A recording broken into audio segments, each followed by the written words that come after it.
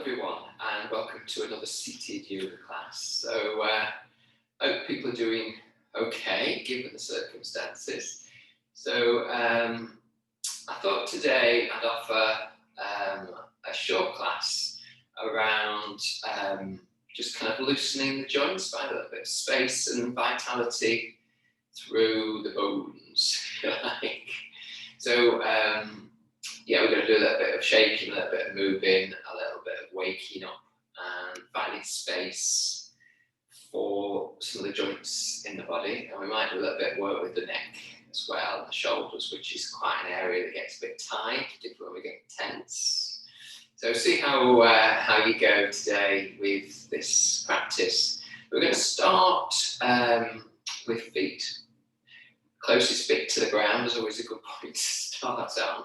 So I've got socks on today. Probably most of you will be wearing something on the feet. It's quite nice to have as much opportunity to give the feet a little bit of space. So if you have got shoes on and you feel comfortable taking the shoes off, then that would be really good to just get a little bit more sense of the feet in the ground.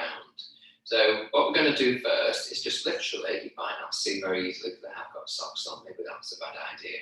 In fact, I'll take them off. I'll take them off, just for you. Might make it easier to see. Okay, get rid of the socks for now. Okay, so moving the toes, and moving them at any speed you want to, really. Just seeing how it feels to have a little bit more movement right at the ends of the body, the toes, the tips of the toes. And sometimes quite nice to kind of have a sort of visualization of what this might feel like. So you could imagine it's perhaps a little bit warmer than it is, and that you're dangling your feet in water. Just kind of refreshing the feet. So sending refreshing thoughts to the toes, and as you move the toes at whatever pace, whatever speed you move in them, then you'll get a sensation underneath the feet.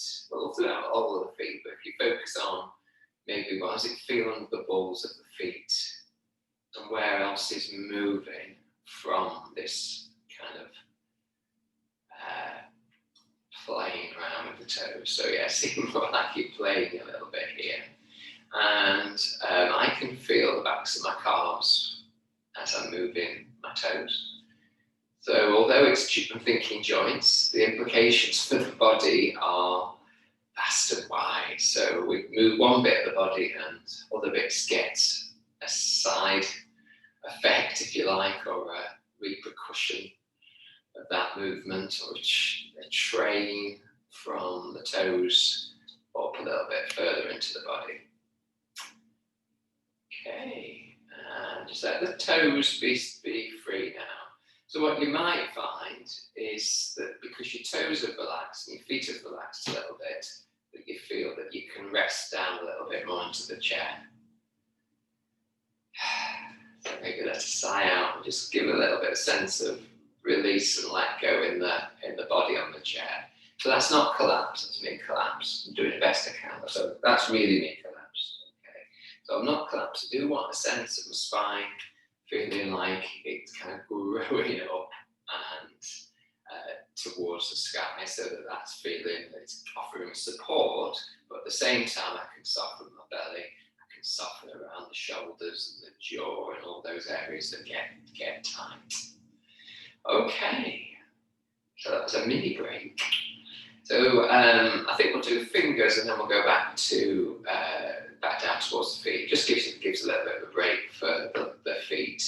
So just before we move on from the feet, just getting a sense of how the feet feel now. So getting kind of familiar with whether it starts to feel a bit warmer, whether it starts to feel like it's a bit of a vibration, or just a little bit more of a tingly, positive tingly feeling in the feet. So when we move them, it tends to warm, vibrate, kind of stimulate, as well as creating a little bit of space for the toes to kind of explore a little bit more. And it gets the feet a little bit closer to the ground and potentially relaxes a lot higher up in the body.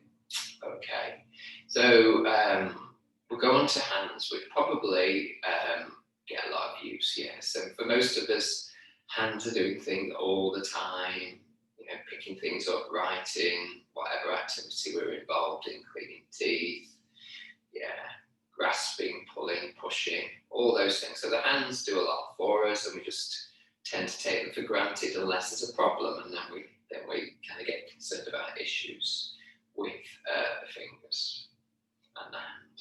So just placing the palms upwards, and maybe just have a look at the hands. It might be something that you don't pay any attention to. Yeah. So they may be, as I say, you might feel really grateful for the hands, what they do. You might feel a bit frustrated that the hands can't do everything you want them to do in terms of supporting your everyday life. So just curling in the fingers until the fingers kind of touch, and then opening them out. And opening out as far as you want to, so it can feel a little bit like a stretch across the palms of the hands and the fingers. And fingers come back in, palm sort of softens, goes into a little kind of curl, palms open. So it could be quite restful, this kind of movement. So it could be breathing in, if you wish to use the breath in as you open out.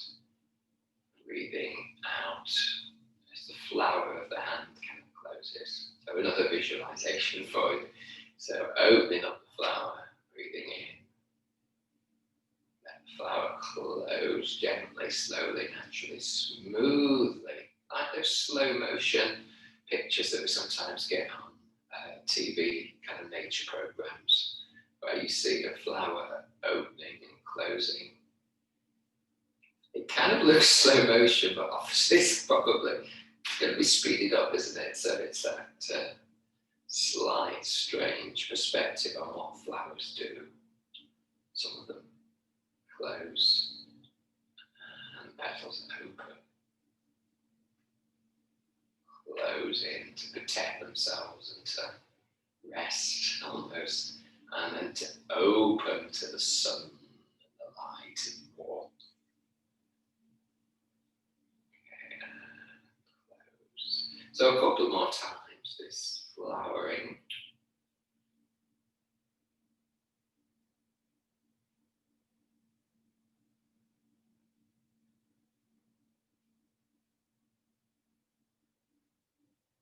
And again, just rest the hands down.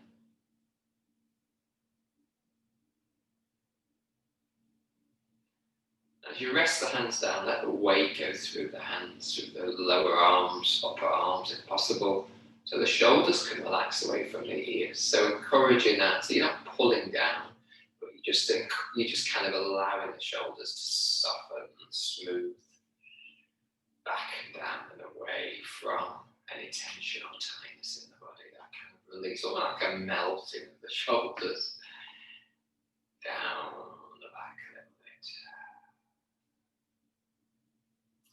Okay, so back to feet and legs.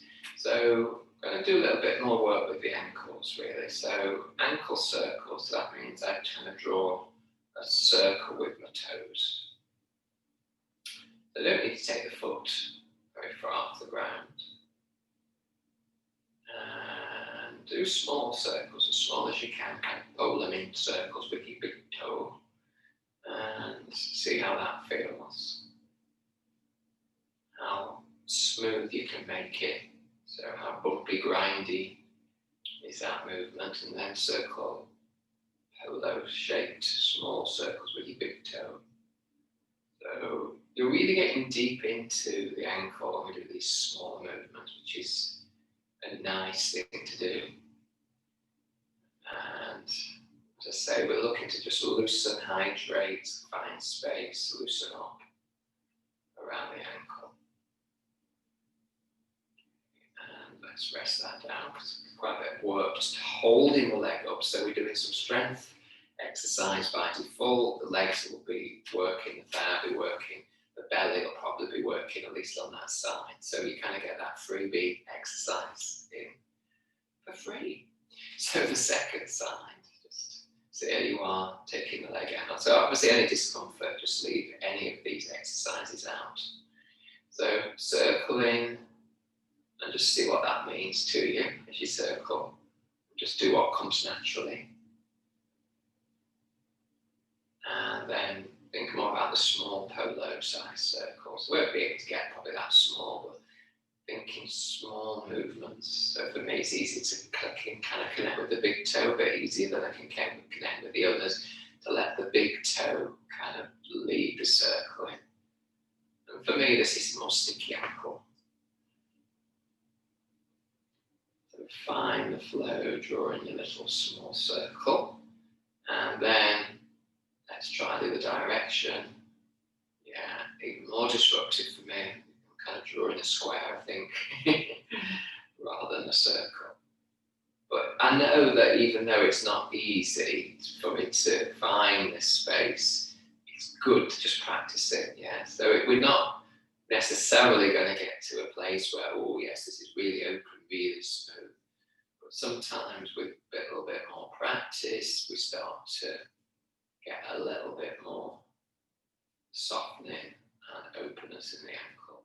So imagine you're finding space in the ankle and you're lubricating through movement. And that's partly why we do this. We want to keep things functioning as much as we can. I'm a sign mood today, aren't I? It's a positive sign I want you to do. Okay. That's quite a long time, so bringing the foot down. So as well as doing kind of strength work, because we're reaching out with the leg, there's also, when we release the legs down, a little bit more chance for the legs to really let go of tension. So the feet might feel heavier now, the legs might feel heavier now. So just see what your experience is. Again, you might feel warm again around the ankles, around the calves, around the feet, just from the movement. So this ability to move really warms the body up.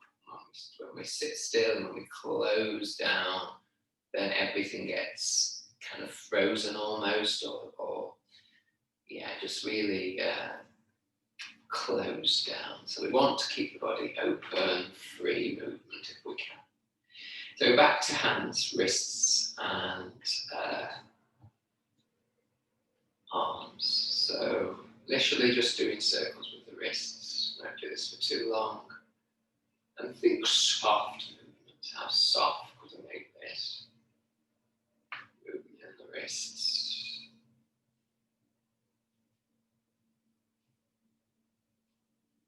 And opposite way.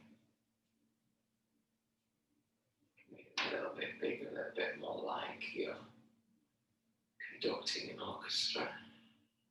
A little bit. Humour me. Okay.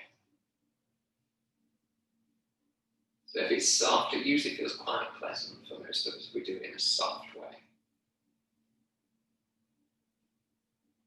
Okay, and hands down. Okay. So let's see if we can do a bigger movement and keep it soft, but just getting a little bit more space for the shoulders, loosening other joints in the arms. So you choose your favourite arm you want to work with first. It doesn't have to be the same arm as me.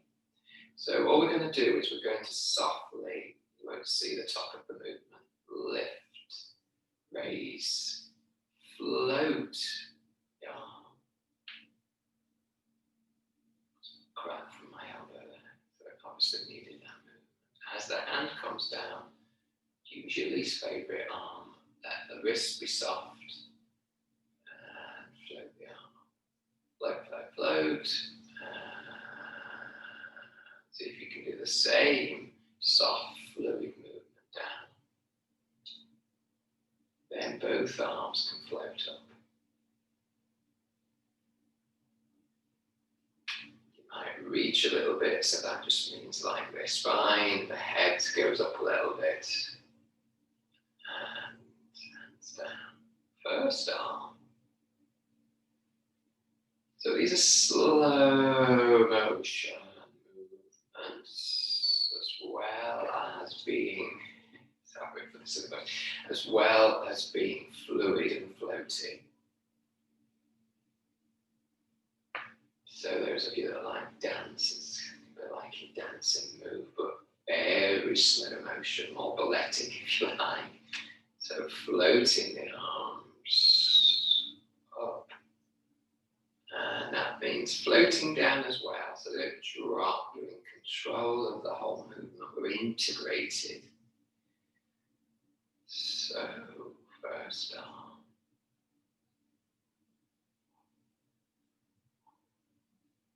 Second arm.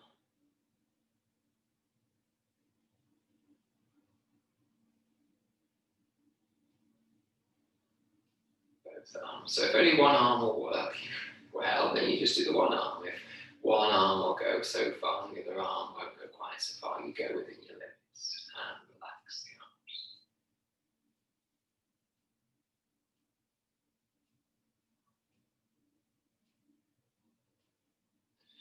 Okay, we'll try a little bit a little bit of maneuvering for the hips and the pelvis. So you can take your hands to, I've got fingers effectively on the front of my top of my thighs, and I've got my thumb wrapped slightly round the back of my pelvis, but find a position that's comfortable for you with the arms. And then you might need to come away from the back of the chest slightly as you rock from side to side. So if you can, imagine the spine being long and tall so that you're not collapsed. That's me doing the collapsed version. This is me doing a little bit more of the kind of long lengthening through the spine. So you can turn that movement from side to side. It's a really nice soft rock from side to side, kind of nurturing, like you'd rock a baby or a pet, maybe, puppy, cat, kitten, whatever. And then you'd rock forward a little bit. So you're rocking from the hips rather than the lower back. So I'm rocking in one piece with my spine if I can. Just rock forward, feel tall. You rock forward and back. Forward and back. And then let's do circles. So again, if you haven't got enough space, just move your bum a little bit further forward on the chair. Take care so not to fall off. How's that feel for the hips? So again, it might be sticky or grindy or a little uncomfortable. So if you can, we're looking for smoothness. So if there's a little bit of a grumble or a clicking or a grinding, that's fine. But we don't want to be in pain. We don't want to make anybody feel uncomfortable. So just stop the movement and just take a break if that's what the body seems to be suggesting to you. Okay, and can you circle the other direction? So we started at the edges of the body, the feet, the hands, the ankles, and the wrists. We moved a little bit more into the arms, again a little bit more length through the spine, floating the arms and loosening the joints a little bit there in the arms, and then we've come to it, still place now. We've come to the centre of the body. So we'll finish on a slightly bigger movement, and you can choose how much of the movement to do.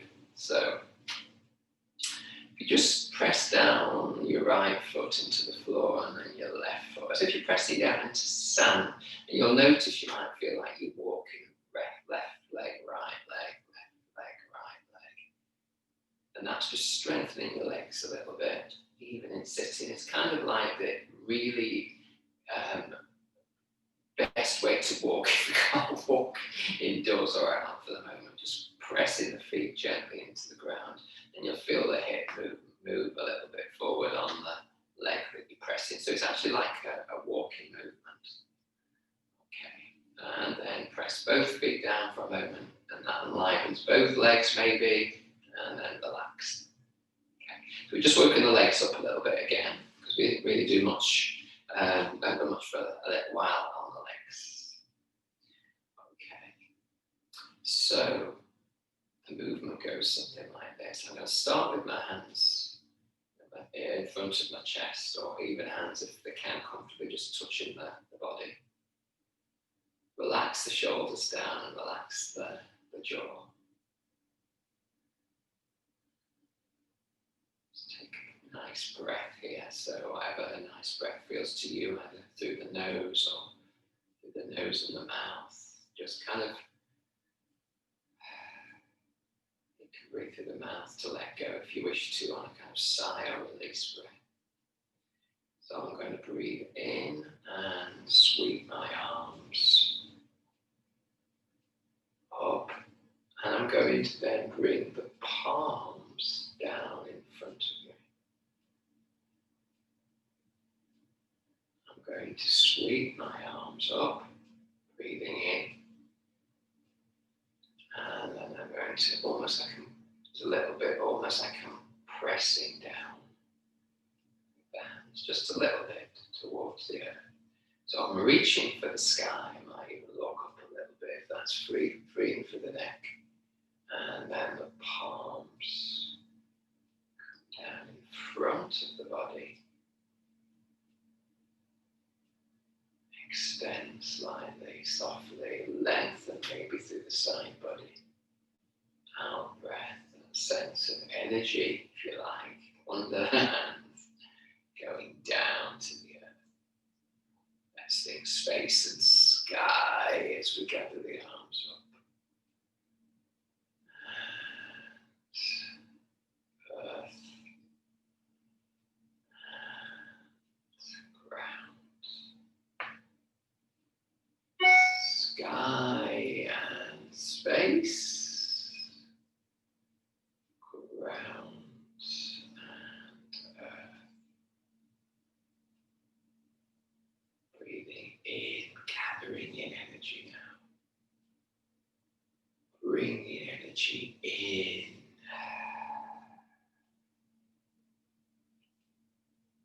Gathering energy. Bringing energy in. Let's do one more. Breathing in. Flowing the body up. And breathing out. And the hands can settle.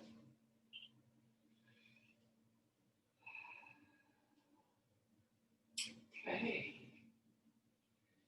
So that's a bit bigger movement at the end to just kind of get the whole body. So just have a bit of a wriggle. It's almost like a dance for the shoulders, so the neck gets a little bit of movement, the shoulders get a little bit of movement, the side body gets a little bit of movement, and the legs can even come a little bit into it if you like. You can do a little bit of shake out if you want to with the legs and the ankles and the feet and the arms and the shoulders and that. Regular dance to just wake up the rest of the body for the rest of your day. So thank you for joining me for joints. And we can get to the neck, but maybe another time. So thank you for watching, listening and joining in. So these sort of little classes could be done more regularly if you really feel they're useful.